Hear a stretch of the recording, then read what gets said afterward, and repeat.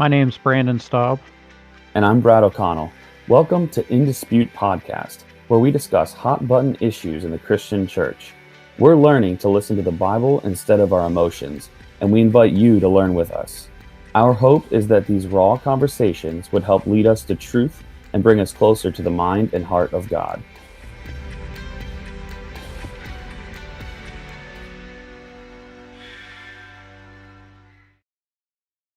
Hello, everybody. Welcome to In Dispute Podcast.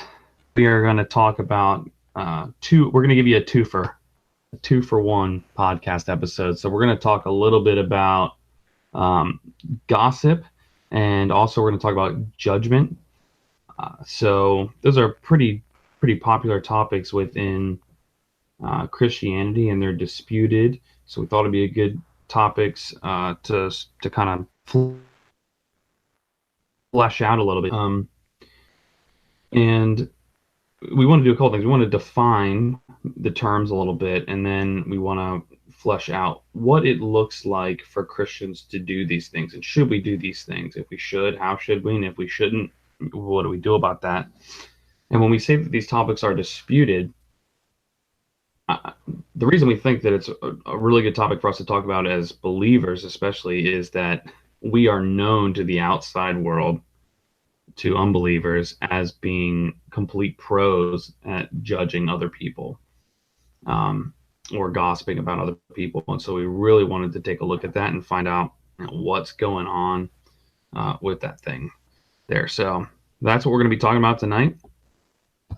Brandon, do you have anything you want to add before we kick it off? I don't think so. I just think as I was preparing for this, I was thinking of questions that could be asked of people, especially like as far as gossip. And the main question is gossip really that big of a deal? Like, what's the big deal about gossip and what makes it so bad? Like, you could say, like, I understand how some gossip could definitely be bad, but, maybe not so much. Is there different levels of gossip, and like, when is it too far, and when does it become something that a Christian shouldn't be involved in, or is all of it bad? Are some of the things that I was just thinking about as we were preparing for this, and I think we'll be able to answer those questions here in this episode. Yeah. So I want to start off right away with just saying that the Bible is pretty clear that gossip is sinful among Christians should not be gossipers. So I wanted to define gossip because, like you were just saying, it's so easy to question whether or not it's good, bad, or sinful, or is it really going to hurt somebody? And I think there's a lot of fine lines when it comes to gossip. Compared to some other topics we've talked about, this is a pretty gray area in a lot of the sense. So I want to kind of go down and define some terms, because gossip there's different types of gossip that I've come across.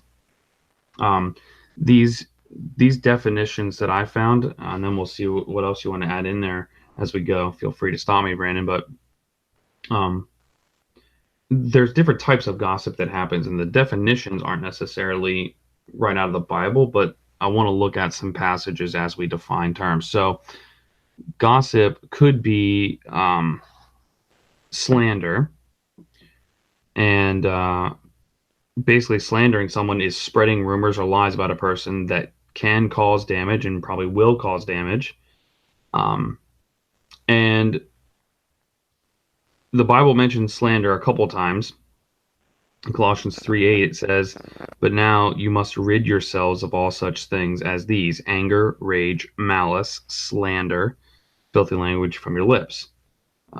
James 4:11 straight up says, "Brothers, do not slander one another." Then there's stuff like rumor spreading, which is kind of the same thing, really, as slandering. Proverbs 13:3 says, "He who guards his lips guards his life, but he who speaks rashly will come to ruin."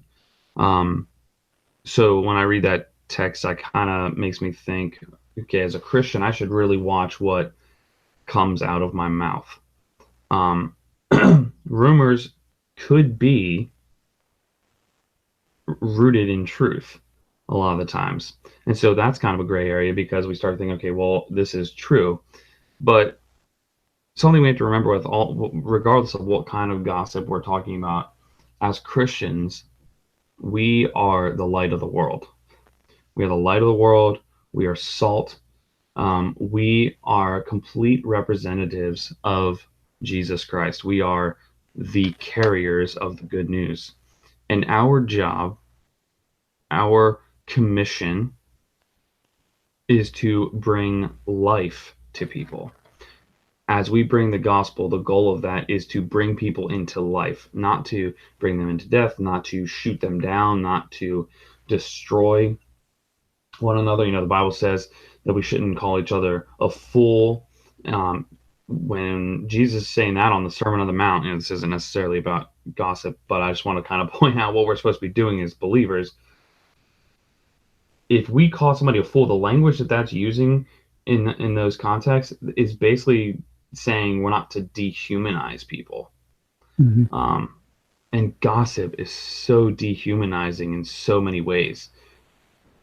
If we were to look at the statistics of middle schoolers and high schoolers, and sadly even younger than that these days, most of the time when self hurt or suicide, etc., is involved in these young kids these days, these school age kids, it is revolving around bullying, which is revolving around the gossips and the lies and the rumors that are being spread about people.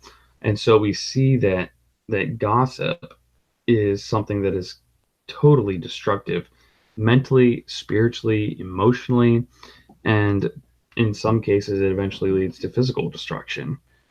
And yet we are called to bring light and life and love to the people around us. Right. So I think it's pretty straightforward when it comes to gossip. It's just it doesn't make sense to gossip as Christians. I don't know if you want to add anything else to that. I mean, I got a couple more thoughts, but Yeah, I got a couple thoughts here.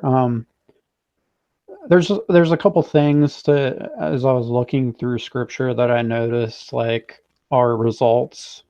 Like the Bible specifically says this is going to be the result of doing this. So it's almost like, you know, a God sticking a warning label on on gossip specifically. right.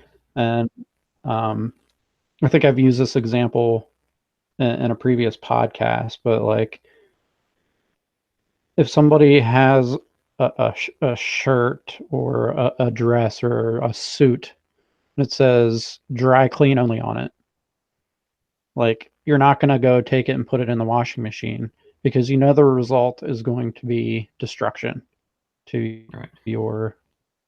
So like God is giving us this warning label, and he's saying this is what's going to happen if you do this.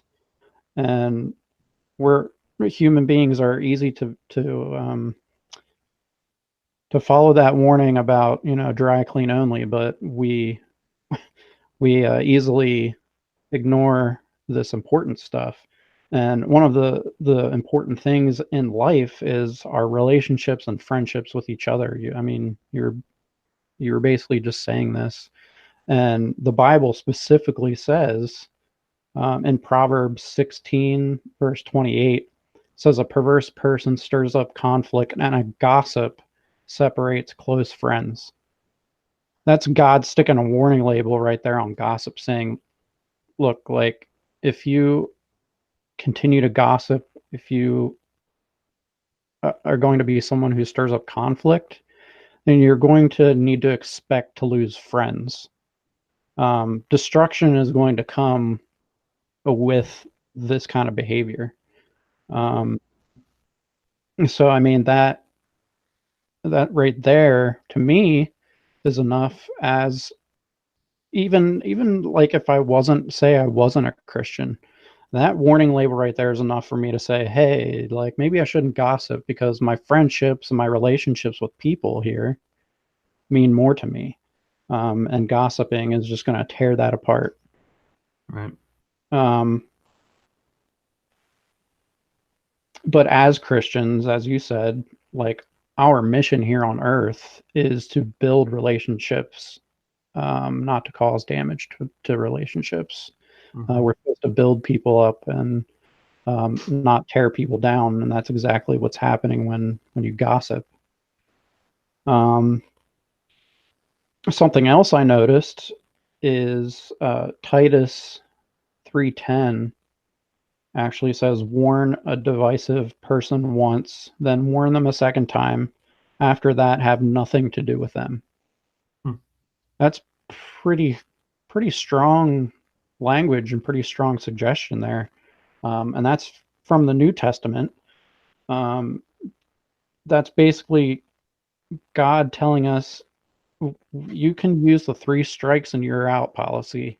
Um, if there's someone in your life that's constantly gossiping, constantly being divisive, um, negativity towards other people, the Bible instructs us to get away from those people because that destruction is going to follow us.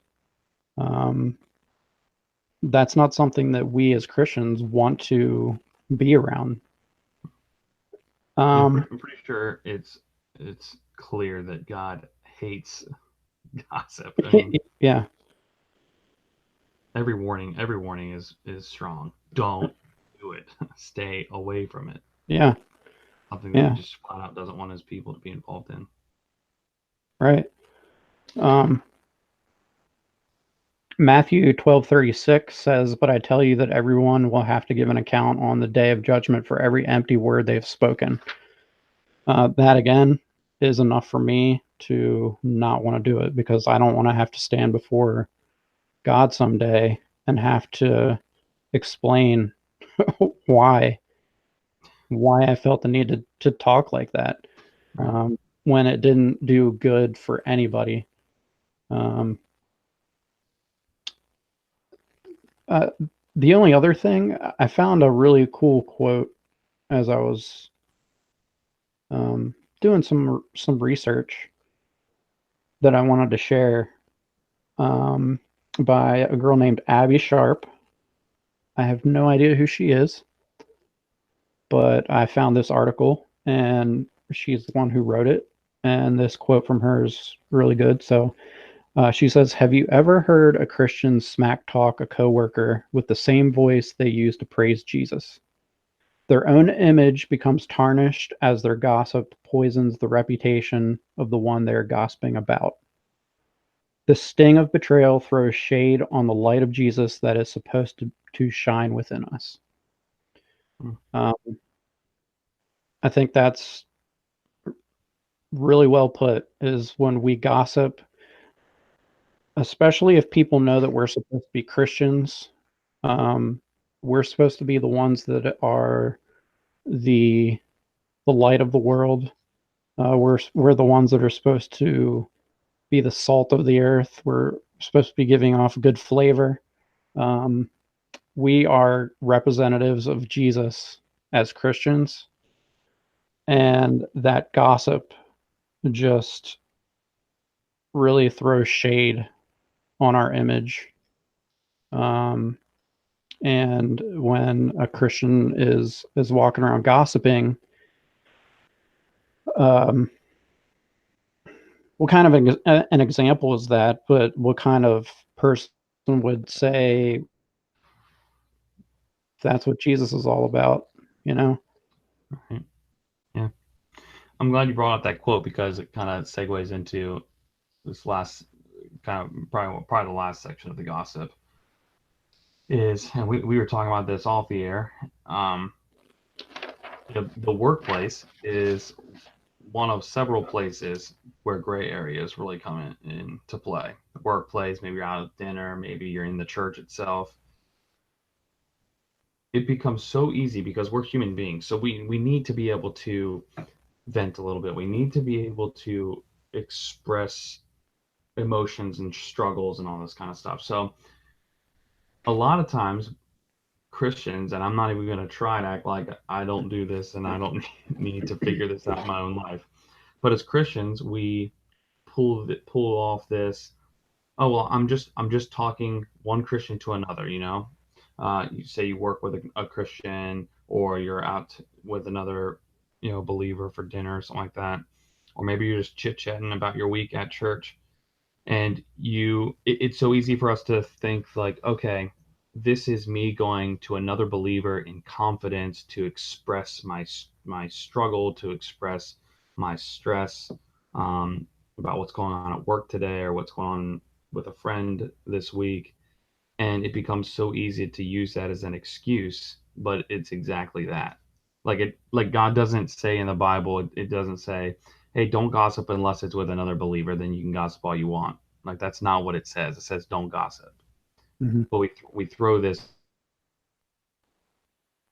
So I think that's something that as Christians that we need to really pay attention to and really look out for. But then that kind of leads me to another question: is, okay, is there a way? Is there a way for us to be able to confidently go to another believer and talk about our stress and kind of get that out of us without gossiping? Like, so how do we handle that? Because especially in our workplace, people that are, maybe they made your day really stressful. So, I mean, is there a biblical, godly way that we can handle this and be able to discuss with another believer or somebody that we trust, maybe it's a wife or a husband or whatever, that we can discuss this in a way that's not gossip? Right. I mean, I think so. The Bible constantly talks about um, gaining wisdom from other people, Hmm. other believers. But I think that there's a way to approach this without having to bury somebody. You know, if you're having trouble with somebody at work and you're just not sure how to approach the situation, Hmm. and you want to go to another believer or somebody that you trust for advice, you don't have to go to that person and be like, oh, you'll never guess what so and so did at work to me today, like, and just start spouting off, um and completely, burying this person. But more, I would approach it like, Brad, I'm having some issues at work. I'm stressed out because of a situation. Here's what's happening. What do you think I should do? Hmm. Yeah, I agree. And even if it was two people that work together, like you and I don't work together, but if we did, we could just as easily have these conversations and just leave a name out. Yeah. You know, just here's a scenario, name's not important, um, kind of thing. Hmm. And honestly, the Bible gives a pretty good guideline on how to handle, situations when you're having problem with another person. Hmm. It actually says that you should approach that person face to face first. Um, sit down and talk to them. Tell them what the issue is, and what your concerns are. Um, and then there's, steps after that, of then going to somebody else and letting them know the situation, so that you can approach that person together. Right. Uh, there's so many different ways. I think the Bible instructs us to handle situations without having to gossip about it. Yeah. And I'm just gonna be really honest. I think that, and I keep leaning towards this more and more as I read scripture and really understand who God is and who I am in Him. I think gossip a lot of times is also rooted in our lack of identity or our lack of understanding of our identity. Mm-hmm. You know, I have to gossip about people because I'm offended, right? Yep. A Yep. lot of times my gossip comes from I'm offended. They hurt me. They hurt my feelings. They talked bad about me. They did something that made me uncomfortable. It all comes back to me reacting to something that happened to me. I'm letting my environment or I'm letting my people around me control the way that I react. And I just happen to choose gossip in Mm-hmm. this moment, Yep. to react to that. So I think it boils down to that a lot of times. Yeah. Is maybe in that, even if it's just for that moment, in that moment we forgot who we were. Yeah. In that moment we decided to let something offend us that shouldn't be offended.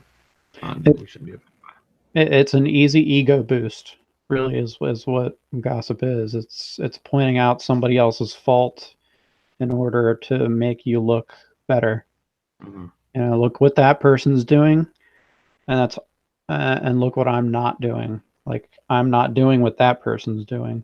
Mm-hmm. It's really, to put it bluntly, it's an ego boost. Uh, Lastly, I think before we move on to judgment, I do want to point out something really important. Proverbs 17, verse 4 says, wrongdoers eagerly listen to gossip, liars pay close attention to slander. Like that, wrongdoers eagerly listen to gossip. So if you are even, you don't have to be speaking words. If you are involved in a conversation and you decide to stay there and make it okay, like that is sinful. You're allowing gossip to happen. You either need to stand up for somebody, and if you think there's not a way for you to do that properly, then you need to walk away or Yep. say something like, you know what, I'm not going to be part of this conversation. But get out of there. Don't just sit there and listen like like you're part of the conversation, and that you don't have to say something to be in the wrong. Um, so I think that's really important for us to remember as well. Yep. And another very blunt passage. I mean, it's not like a gray area there. He's saying that it is wrongdoing. You're doing wrong. Right. It's wrong to do this. Yeah. All right. Should we move on to the judging section? Yeah. I think we've beat gossip there a good bit. Yep. So, moving on to the judgment, we really wanted to look at this one. We really kind of need to pick apart a little bit because Christians, probably more than anything, are known as people who judge. Mm-hmm. I mean, it's just how we are thrown under the bus day in and day out for this. And we always seem to find ourselves kind of defending that judgment. So I want to peel back some layers here and really figure, because the Bible's a little confusing here on this topic, because there are passages that say to judge and there's passages that say not to judge, and so we need to kind of figure out what's going on here. I just want to start off right now in 1 Corinthians. It says, therefore do not pronounce judgment before the Lord comes, who will bring to light the things now hidden in darkness, and will disclose the purposes of the heart. Then each one will receive his commendation from God. So that's chapter 4, verse 5. Then it says, for what have I to do with judging outsiders? Is it not those inside the church whom you are to judge? So there's a couple things going on in these two passages. It's saying, don't judge other Christians, judge other Christians, and don't judge outsiders. Right. So we have a couple things we can talk about here. But in this passage, we can see, we see there are times when Christians should be judging other Christians. There are also times where Christians should not be judging other Christians. There is never a time when the Bible okays Christians judging outsiders, aka people who are not believing in Christ, people who are not following Christ. There is never a passage, there is no excuse, there is no reason ever for Christians to judge somebody outside of the faith? And we'll dig into that here in a couple minutes. But Brandon, you want to kind of start off with the judging? I think we should start with judging between Christians. So, Right. and jump in here, but in those passages that I read, it looks as though what Paul is saying we should not do is judge what's going on in the heart. Exactly. Like the purposes of the heart of other Christians based on our decisions, based on things we say, based on things we do, that kind of thing. What we would judge Christians on is blatant outward sin. Like we can look at that and say, no, that is absolutely sin. That's absolutely not a fruit of the Spirit. That's a fruit of the flesh. And I will talk to you about this. I will expose this. But what we aren't supposed to do is judge the hidden things of the heart that's only for God. And I think if I can peel back that a little bit, for example, there are times where I have this wide range of music that I listen to, right? And so there are times where I'm listening to a punk rock band, or there are times where I'm listening to a song that might have a cuss word in it, right? So if another Christian were to be in my living room while I'm cleaning or whatever, and they see me listening to this music, they could on the outside start making assumptions about my inward thinking, my heart, right? So, oh, Brad's listening to this. Oh, I dropped one little word here. Are Christians supposed to cuss? Are they not supposed to cuss? And maybe he's wicked. Maybe he's not really saved. You know, and maybe this isn't the best example, but it's just what I thought of on the top of my head. But you, that person would have no idea what's going on in my life in that moment that made me think that I needed to connect to that, or that kind of thing. I think that's one example. It could be an example of, this is probably actually the best example, the election time, right? We're voting for, when we're voting for a politician, how easy is it to say, oh, you voted Republican or you voted Democrat, you must not really love Jesus, Mhm. when you have no idea what the motivation was for a vote. Maybe the person voted for something that you think is not biblical, but maybe the reason they voted was extremely biblical. Yeah. Right? Backed up with scripture, backed up with prayer, backed up with guidance, gaining wisdom from friends and family and pastors. You know what I mean? So I think that's the kind of stuff Paul's like, dude, back off. Like, it's not your call to judge what's going on in their heart. So I don't know if you want to add something to that, but No, it's funny because this is one of the episodes where we did not compare notes before we jumped into it. We just kind of jumped into it, and I had the exact same two passages there from 1 Corinthians 4 and then 1 Corinthians 5, and what I pulled from it was pretty much the same thing that you did. Um, and I had a note here that we should never judge the motive of a person because there's no way to know what is really in the hearts of men, but we can judge the external actions of others. mm-hmm. And as I was doing some of this research, it's very similar. I think Paul probably is getting some of this from Jesus' Sermon on the Mount, which is where I think a lot of people will take that passage of "do not judge" and twist it. Matthew 7:1 is Jesus saying, "Do not judge, or you will be judged." And then Mm-hmm. that's where people tend to stop reading. But then if you read on further in Jesus' sermon, just a couple verses later, he'll say, "Do not give dogs what is sacred. Do not throw your pearls to pigs." Um, and then a couple verses later, he'll say, "Watch out for false prophets. Um, and by your fruit you will recognize them." Um, so I'm thinking like, okay, so he's saying don't judge in the very beginning, but then how are we supposed to discern who are dogs and who are pigs and who are false prophets unless we have the ability to make a judgment call?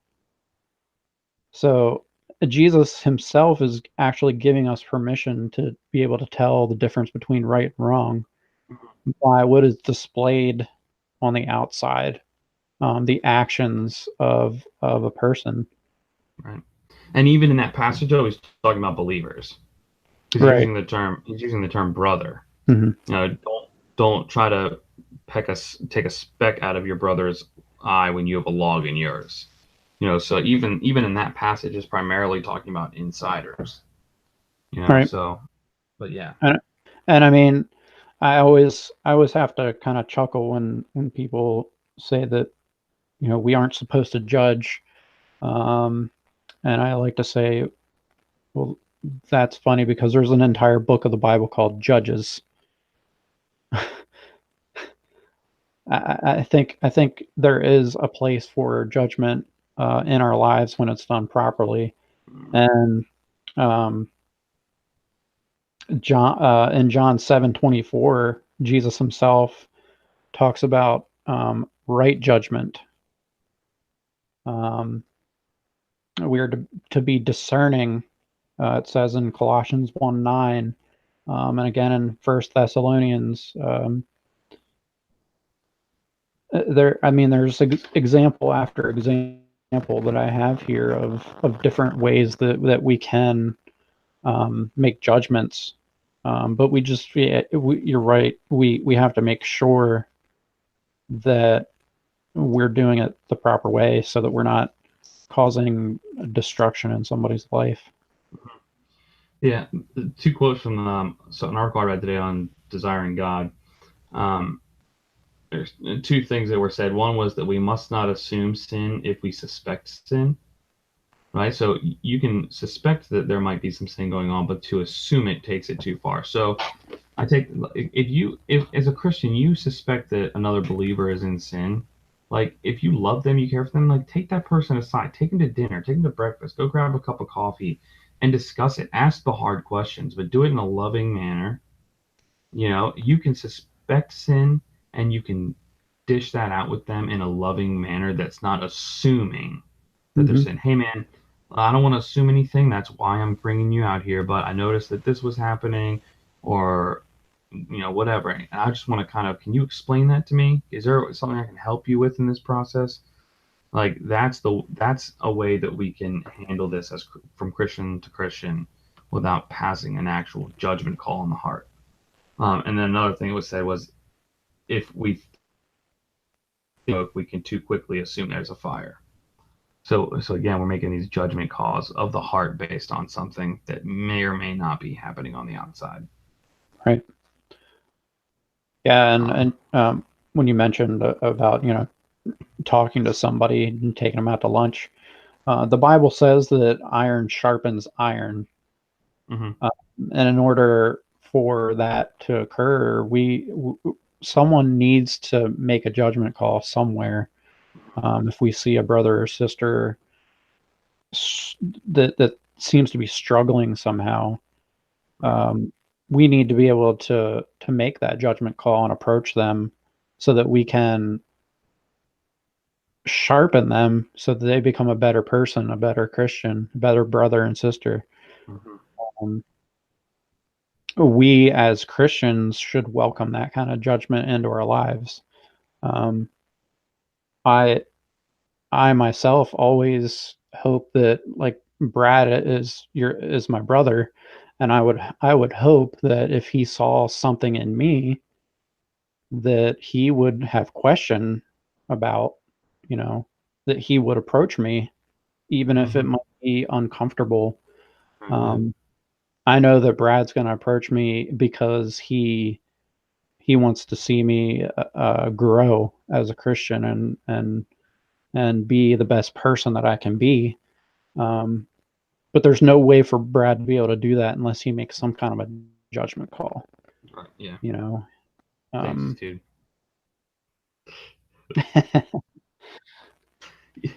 So yeah, I mean, judgment. No, go ahead. No, you go ahead, finish your thought. Now Um, that I destroyed it. yeah. I was gonna say you just mentioned discernment, and that's so important because we live in a day and age where Christianity is kind of like this bumper sticker, Mhm. right? Or a Facebook post. And so this is where I personally struggle with stuff when it comes to making these quote unquote judgment calls and having discussions with people. Um, is there are people out there that say they're Christians because they believe that a God exists and Christianity makes sense to them because that's what they were raised in, but they don't follow Jesus whatsoever. There is no intimate relationship with them whatsoever. Mhm. And so because of that gray line, like, okay, you're calling yourself a Christian. I'm seeing fruit that says there might not be as much intimacy there as you think there is. And so I need to now use discernment. I need to use wisdom to decide if I need to approach you or not approach you. Or if I do approach you, how do I approach you? Because it's not based on biblical principles. The second you start slapping the word Christian on you, the second I see a cross on you, I'm going to assume that you understand what the rules of the game are. And if I see something in you that shouldn't be in you, then I'm going to approach you because you are a believer in Christ, and that's what the church is supposed to do, Right. right? But we have to use discernment because they might not be what they're claiming to be. They might not understand what they're claiming, and so we have to be very gentle and very gracious in this process, using that discernment that you mentioned. Um, I mean, we have to be, and you'll find out very quickly in these conversations exactly how ungracious you're being or how um, I guess truthful maybe their claim is. But we just need to be gentle about it. Sure. That's just so important. We can hurt a lot of people. There could be somebody that's on the verge of Christianity and we slip up and that could be it for them. You know what I mean? So we really have to be careful in the way that we have these conversations and the way that we bring them up. I mean, we can't just say it's from a place of love. It has to actually be from a place of love. Yeah. Um, Yeah. I feel like judgment is one of those things that with it, like you can do so much damage if it's not done right, but without it, mhm, you can do so much damage. right. Yeah. If we're not holding each other accountable Hmm. to be living righteously like we're supposed to be, Right. and we're just letting it go, which is really, I believe, is what's happening right now. That's why Christianity has such a horrible name.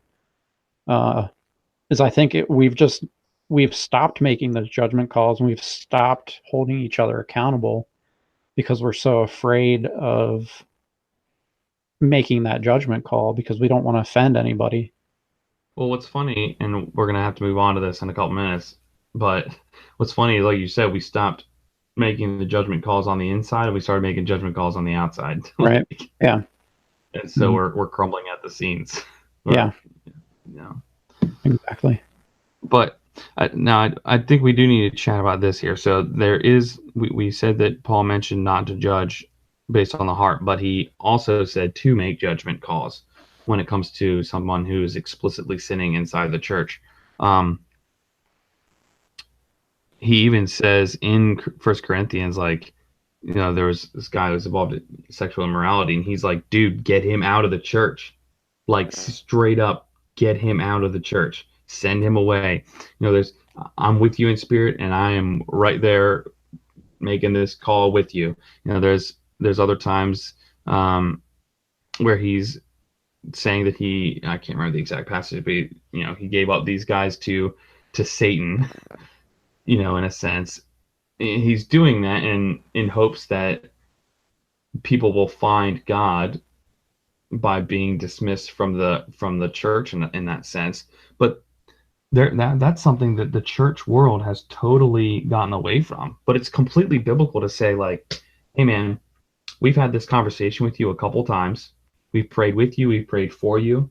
Now I'm not talking like one morning and you're gone, but there should be some sort of conversations. We see some different paths that we can take here in different passages, but there needs to come a time where it comes down to, I love you and I love the Church of Christ. And right now, the way that you are living is in complete rebellion to Scripture. You are completely rebelling against the wisdom we're giving you. You are giving this church and the church a bad name by calling yourself a follower of Christ and living in blatant unrepentant sin. Mhm. And therefore, we are going to ask you for a short time to leave this congregation, to leave this church family. And we hope that in doing so, that you will see your sin, repent of it, and come back and worship with us as soon as possible. Yep. Like that is biblical, and there are plenty of amazing godly pastors out there that flat out ask people to leave their church. Mm-hmm. And that's not people again go like, oh, you're judging me. No. I'm not condemning you to hell, but I am making that judgment call for the good of the bride of Christ and for your good. You are living in blatant unrepentant sin, and that is not what we are called to do. Yep. You know what I mean? And that's a hard call. It's a call I don't want to make ever. I don't ever want to be in that position. Yep. Yeah, because I can tell you, like, the person who's on the receiving end of that, like, they're going to go through all kinds of different crazy emotions when that happens. They're going to feel hurt. They're going to feel betrayed. They're going to feel like no grace is shown. They're going to feel like nobody loves them. And they're going to go through all of those different emotions. However, on the other end of it, when they come out of it, they're going to realize that it was done in love, that grace had been shown, probably more grace than really should have been shown, Right. that they were in the wrong. And that's exactly what needed to happen for them to get their life back in line. Mm-hmm. Like, and yeah, grace is it's so important to get there. And I'm not saying this doesn't happen on strike one. This is like after conversation and prayer and beseeching them to stop their sin. I was reading an article today in preparation, and I won't mention the church or the pastor or anything like that, but there was a situation where this church had a missionary who was committing adultery on his wife, like for like weeks and weeks. And it was found out. It was brought to the elders. This dude was approached by several different pastors on the board of elders. He was talked to on phone calls and counseling, and he was prayed for. And they begged him to repent of his sin, come back to his wife, come back to the church, and come back to worshiping Jesus. And when he did not do so, they cut his missionary funding. They quote unquote kicked him out of the church for a season. And then the pastor got up on a Sunday morning and explained it to the congregation, called the guy out by name and explained exactly why he was asked to leave, and preached a sermon on it. And every single word that left this pastor's mouth was based in love, hoping and pleading that in giving this guy into his sin, so to speak, that he would get to a point where he realized exactly how sinful he was and how much he needed God's grace, and that he would come back. Right. But we're afraid to do that. We're afraid to lose that congregant. We're afraid to look like people who are judging. But it's the most loving thing you can do if you're doing it out of love. And that's the thing, is like, the reason it's so hard is because we love these people and we don't want to hurt people. But you know, you're not going to leave somebody in a burning building if you can pull them out of it. No matter how you have to pull them out of it, even if it hurts to pull them out. Sometimes the hard thing to do is the best thing to do. And this is, making these kind of judgment calls is definitely the right thing to do, and something that I hope the church can get back to. As uncomfortable as it is, it's definitely something that needs to happen. I think two more things as far as judging other Christians that are important to remember, and this is whether you're a pastor or not a pastor, is toleration of sin is sinful. So it's kind of like the gossip. Toleration of sin is sinful. And therefore, we must have these conversations on the inside with believers. And also, the Saul's quote, he did not just die to pardon your sin, he died to empower you against sin. And those who do not embrace the power of the cross to fight their sin will not have the pardon of the cross to forgive their sin.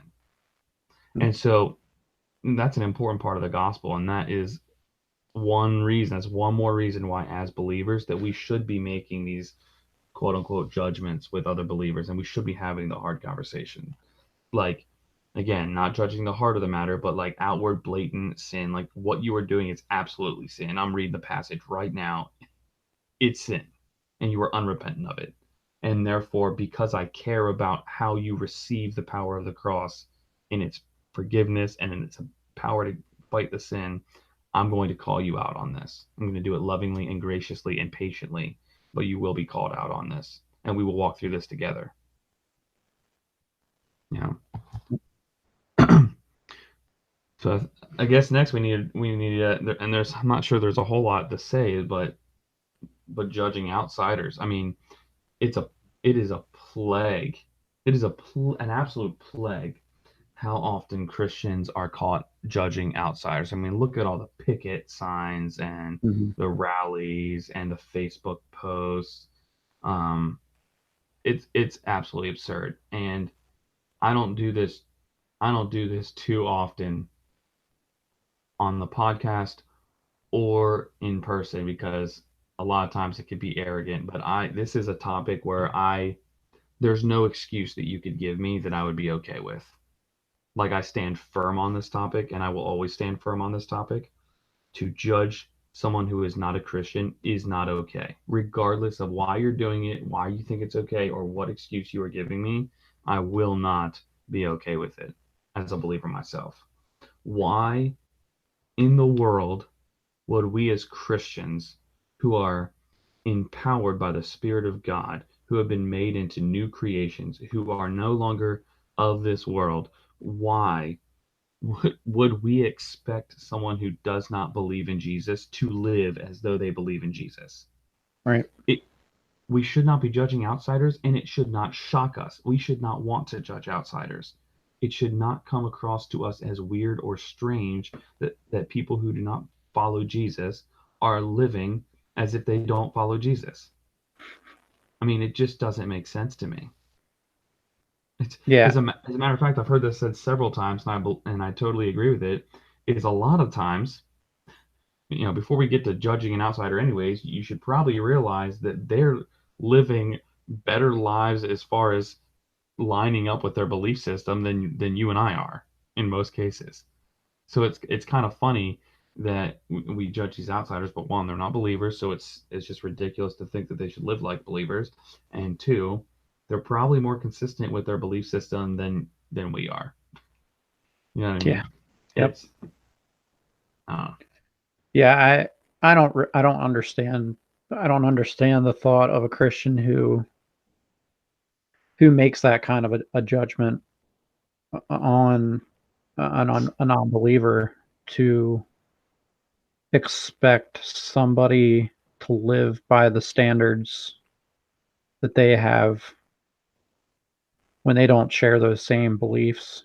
Or, I mean, like, I can't even, like, the thought of it's so absurd that I don't even know how to explain it in human language, because right. it's just yeah, and like, I don't even know how a Christian can legitimize their thoughts and that thought process that they have.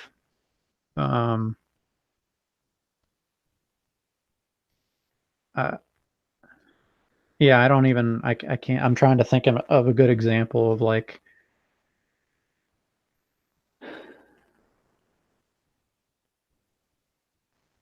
somebody,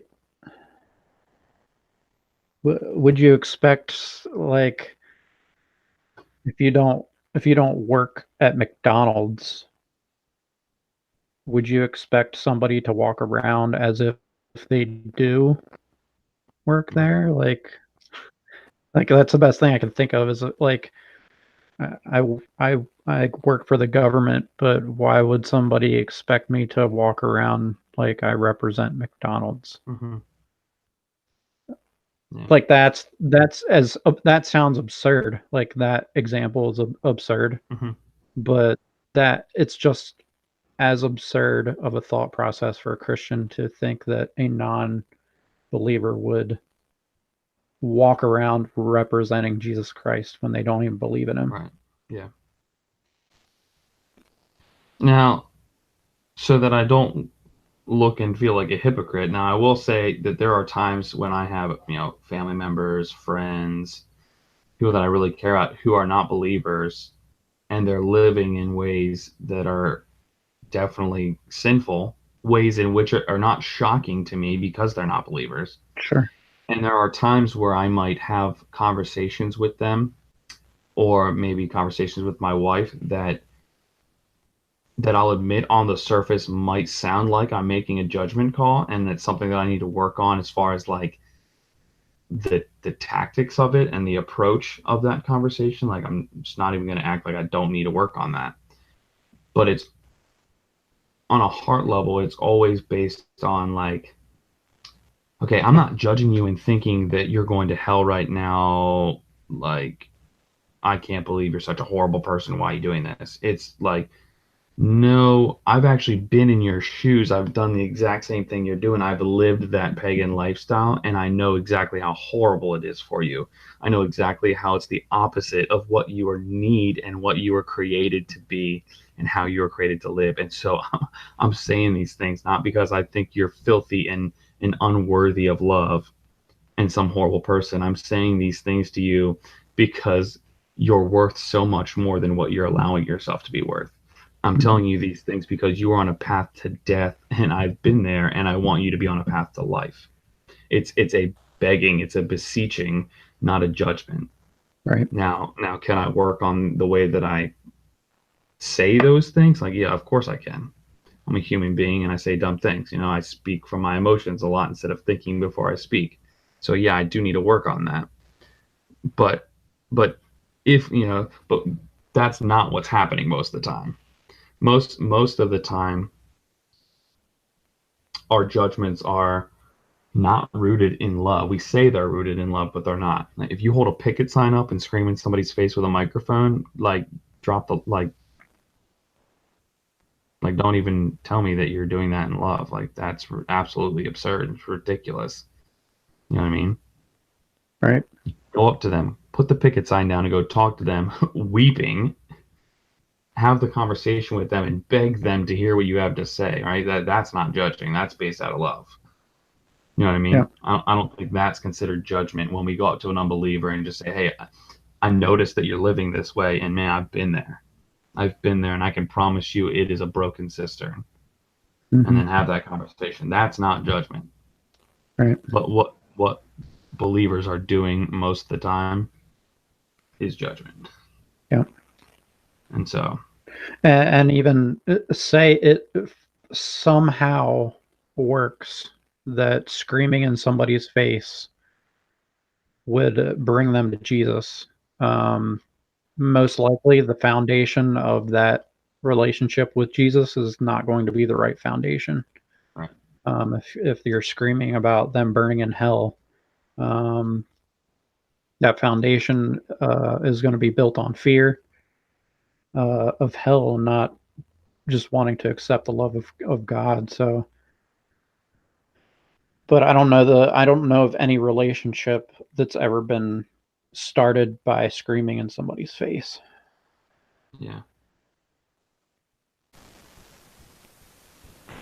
I've never understood the concept of where, like, some of the things that I've seen and heard Christians say about unbelievers, and probably things that I've seen or at least thought in my earlier days as a believer as well. It's just like, where do we see that bringing freedom?